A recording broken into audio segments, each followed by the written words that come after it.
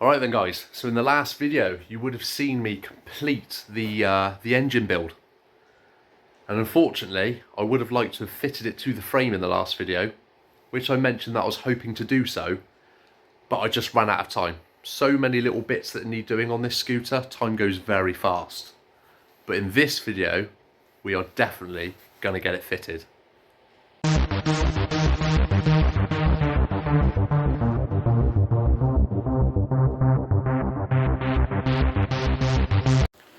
Right then guys, the exciting bit. Let's get this off my little makeshift stand. We can get the engine in and get both the wheels on, and we will have ourselves a rolling scooter with an engine. So yeah, let's get to it. Okay, so in the previous video, you would have been aware of me fitting this cylinder head. So, just to recap, this is a 70cc cylinder with a slightly larger cylinder head, all from Malossi. I fitted a Malossi carburetor, so this will allow more air and more fuel for hopefully a little bit more power. I fitted 13-gram rollers in a new Malossi variator kit with the Special X Malossi drive belt, and with that we have a new Malossi clutch bell, and behind here a performance Malossi clutch with uprated stiffer springs and a new torsion spring just there, which also comes with the variator kit. So with all this, with the right setup of the carb, which I'm yet to do, we're hoping to achieve, hopefully, over 40 miles an hour, which isn't the quickest of speeds, I appreciate that. But on this little scooter with these little wheels, that's going to feel quick. So I'm really excited for this. Let's get this on to that. So first of all, my little makeshift stand, I'm going to separate it, get this on the floor, and hopefully it should be relatively easy to get the engine back in. If it's a pain with the bracket, because I have left the mount on, which is just here, it's not a problem. I'll simply remove the bracket, fit that individually, and then we'll slide the engine on and hopefully we'll secure it that way. And then I can get both of the wheels on and we will have ourselves a rolling scooter.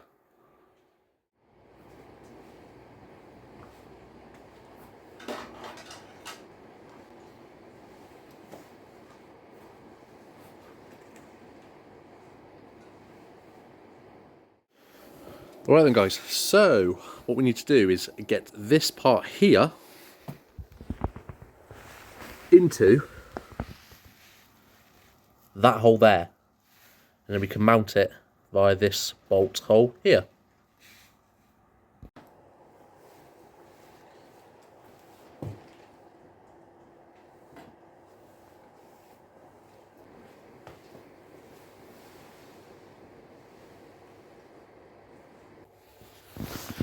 Just fitted this. I forgot to fit this. I don't know how easy it is to get it on once it's on the, or in the frame, sorry. So yeah, just put that back on. Okay, so I've just removed the shock for better access because I think it's going to hit the carburetor. So yeah, let's see if we can get this in.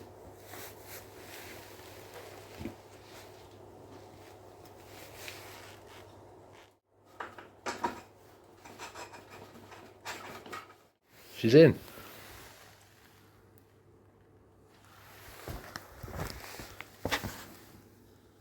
There you go, nice and tight. So now, let's see if this will fit. This is the aftermarket rear shock absorber. I know that one of the guys have fitted this exact shock to a Metin. So I'm hoping this will all line up and it will fit this perfectly. Absolutely perfect. So we have rear suspension. I have just installed the remainder of the rear brake cable. I have fitted the new stand spring, the spark plug, the HT lead is fitted. I'm going to have to try and find some way of tidying this up, because this originally tucked neatly into the original airbox. So yeah, I'll find a way of trying to neaten that up, maybe utilise this space here. So all the connectors are plugged in. So that's all nice and neat. I've attached the throttle cable, that operates lovely. But there is one issue. Since fitting the spring, this unfortunately does not fit. Even though I bought a 45°, it fouls the rear suspension. So I can either make a little adapter to angle it out a little bit more, or I may just have to buy a stumpy foam filter. There is one which I think is only about an inch wide, and it's like a pan filter. So I might do some measurements, have a look on Racing Planet and order one of those. But yeah, it's unfortunate. What I have to do now is attach all the lines back to the intake and the carburetor. But yeah, I'm really chuffed. Great progress, and it is definitely starting to come together. So what I might do now is get the wheels on and we can have this rolling.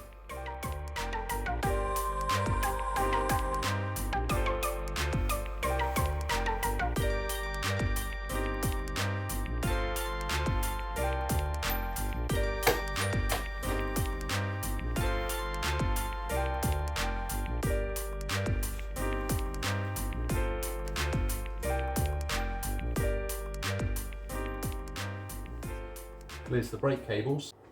So yeah, really happy with that.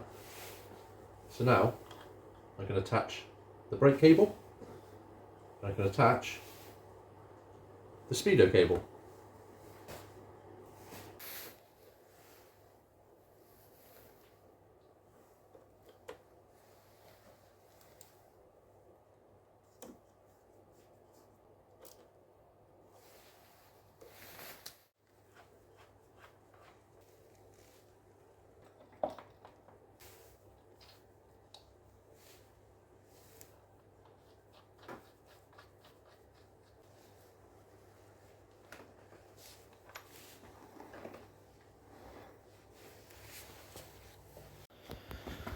Okay, so as you just saw, the wheel is now on, and I've torqued this up. I've just refitted the fan cover also. So now that is all done, let's get this exhaust on.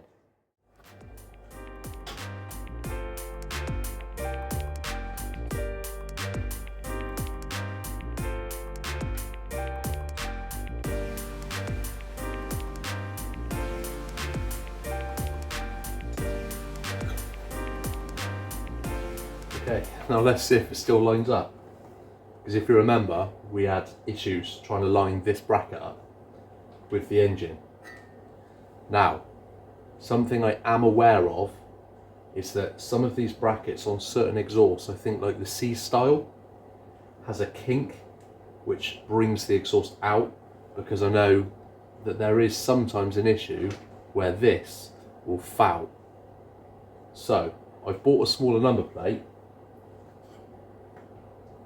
but it's close.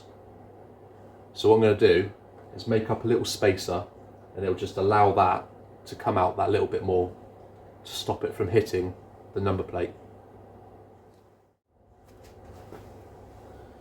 Okay, so what I actually managed to do was give this a bit of a kink, and it's exactly like how the C style exhaust is. So this saves me from having to use a spacer. So I've got, I don't know, about 15mm gap, which is plenty. So yeah, hopefully it will go on.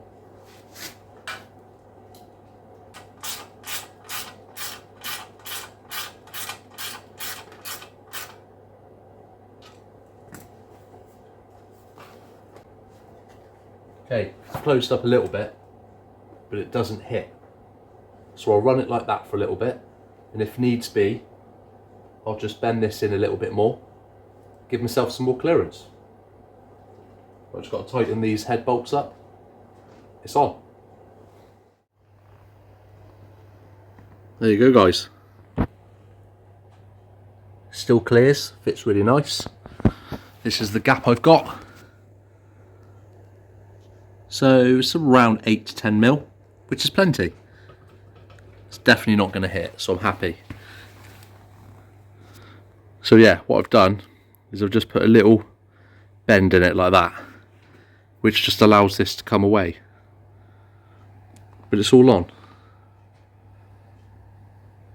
So that is really everything regarding engine done, other than now setting up the carburetor, and yeah, everything will work well. So what we've done with the clutch, the 13 gram rollers, yeah, hopefully all is good.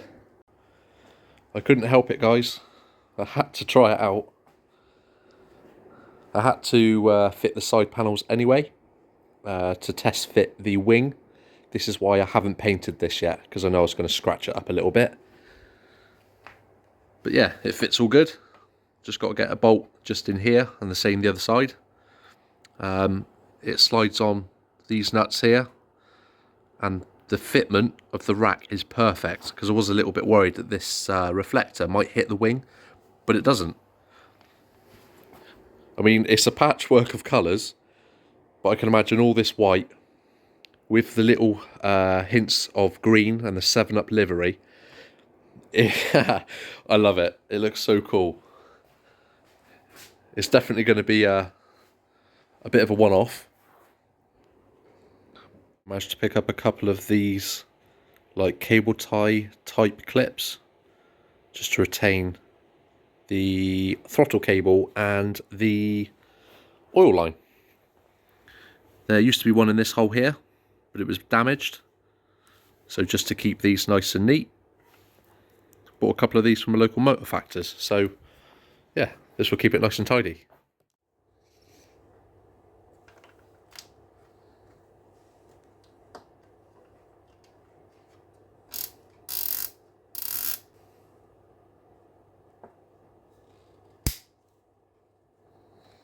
Let's have a quick look at the front panel. I haven't yet flattered this back, with us where you can see quite a lot of orange peel. I went quite thick with the lacquer, which I tend to do. I do the first coat quite thin just so it sticks, and I do 2 relatively thick coats. And with the Body Shop lacquer, it has a really wide fan, and it is, as I mentioned, such a good lacquer. And the shine that comes out of it, considering it's a rattle can, is really impressive. So yeah, happy with that. There you go, guys. All fitted, all the lines, all the fuel lines. What I'll do is I will just post an image here from the manual that I have, just so you can see where each individual hose goes. The only difference with this carburetor is the feed is at the rear, whereas on the original one it's here at the front, but other than that it's all the same. But yeah, another job done. Another thing I'm trialling at the moment. So this is the standard airbox, and I've removed the little rubber funnel which usually sits in here, so I can fit it to the standard carb. There's a little bit of space. If I decide to use this, if I can make it work, I'll just use an O-ring on the inside just to fill that void. And it does seem to work. It works with the aftermarket shock absorber. But I have noticed, I don't know if you can really see, to be fair, but the holes just don't line up.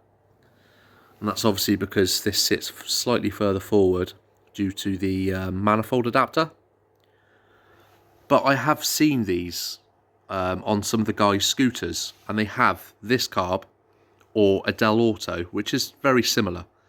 But either way, they've made them work. So I might ask the question and see what they did to get this to fit. Something else that I needed to prep, ready for paint, are these front fork covers. This one's seen a little bit more action than the other. I have found a set of these. They were really good condition, and it had the 2 bolts because I am one missing because it snapped, because it's a sort of shouldered bolt. But I've waited a month or so and I've heard nothing from the guy, and they haven't arrived, which is a real shame. So I'm going to have to restore these, flatten back, and once they're painted, because these will be green. But yeah, I'll try and tidy up this, try and get its shape back, and then get those in primer. The pivot covers are now in primer. This is the one that was pretty battered. It's not perfect still, admittedly. I've attempted it a few times with some filler, but I'm really happy with the outcome overall. So once it's painted in the green, they should look nice. Now, I may have mentioned that one of the bolts had snapped on removal, and I cannot find any. So I've managed to make some. And this is what I came up with. So this bit here, this little shoulder, sits inside. So it allows that bit of plastic to rock with the forks, I assume, when the suspension is in operation. So all I did was got a bolt and a washer, and I rounded off a nut, an M5 nut. So that now sits in perfectly. So I've now got 2 pivot bolts. I also picked up some of these, but it's like a double-ended nut. And I got a couple of lengths of thread. And what this is going to be used for is to lengthen these, because I'm now running the rack and also a spoiler, and the thread was just probably only a couple left. It wasn't enough for me. So I can remove these and I can extend these to the length that is required, so then I can fit the rack and the wing, and it will fit lovely. I've also given up on the original airbox for now, because I've managed to get this to fit. So what I didn't realise is this outer cover is actually removable, and it now clears, not a massive gap, but it does clear the rear shock.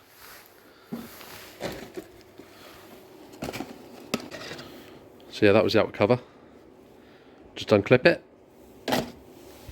Now have plenty of room. So I'm going to run that one for now. And I've test fitted the cover, and I'm going to get this on with my new old stock gasket cover. So yeah, I'll get this on that, and I'll get this all bolted up, so that's another bit done. Now this may need to come off, because obviously I want to see how the variator is working. May need to make some adjustments to like the clutch springs, but I just want to get everything on, fitted, and then if I come across any issues, I know I can rectify them. But so far, everything seems to be going on really well. There they are in green, guys. That's 1 coat of lacquer. I'll do 2 more. It looks a little bit brighter on camera. I'm not quite sure how they'll come out. I don't know if it's quite the right green, but I'm hoping once it's on the scooter, it'll all look good. Even though I've just fitted it, I'm actually going to remove this again. I tried a couple of kicks just to see how it feels, and it slips. And I remember it doing that when I first attempted to start the scooter.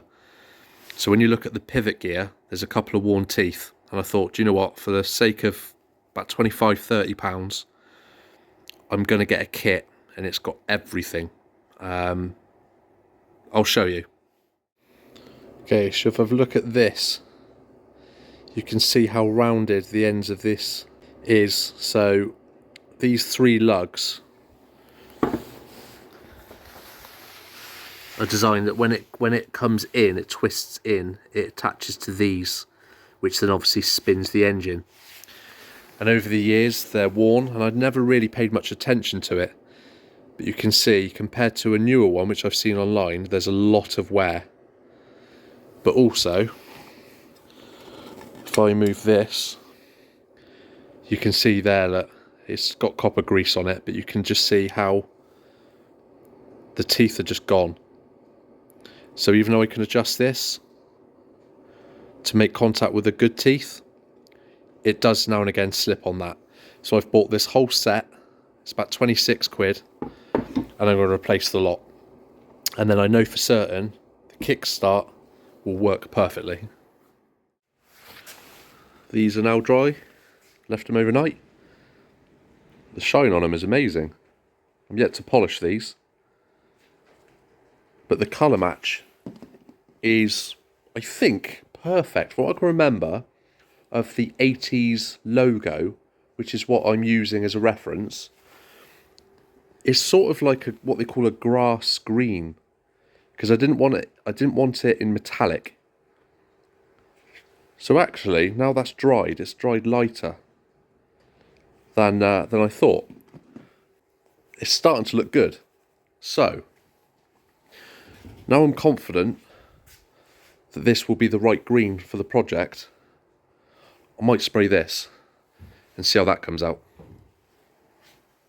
And whilst the pivot covers were off, I thought I would test fit the flagpole, and I'm really happy with that. So all of this bracketry comes with the kit, and you can sometimes come off the shock absorber here. But what I've decided to do is utilise the pivot bolt for the pivot cover. So then this will sit behind it. It seems to be nice and secure. And I'm glad I went for the 40 centimetre, because I think that is plenty big enough. But what I have here is a Japanese sunset flag. Now, these come with these little pinch clips, and I didn't quite know how to secure the flag. So what I've done is I've got a little bit of wire, and I'm going to feed it through there. And because these don't open up a huge amount, I'm hoping the thickness of the wire, I'll be able to just slide it up behind it and just pinch it over, and that'll be enough for the flag to be secured to the pole. So I'll give that a go now and see if I can get this fitted.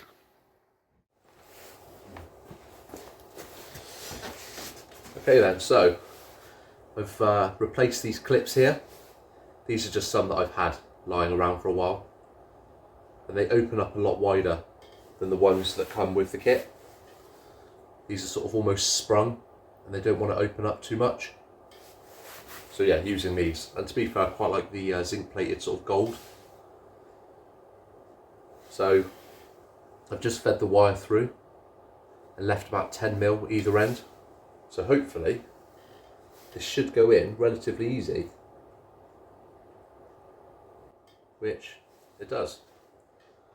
There you go. Another little addition.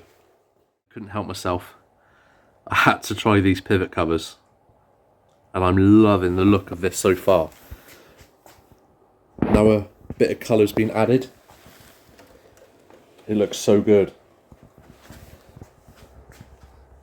Pardon the pun, but the vision, see what I've done there?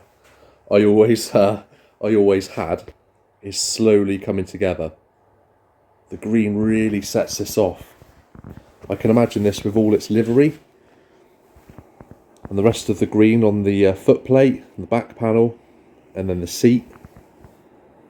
It's going to look really good. I'm so happy. It's going to stand out. Yeah, it's looking good. Really chuffed. I'm really happy with how the green looks against the white. It's starting to really come together now. So I'm going to crack on and complete all the other green panels. So with that, thank you so much for watching, and I really hope to catch you in the next one.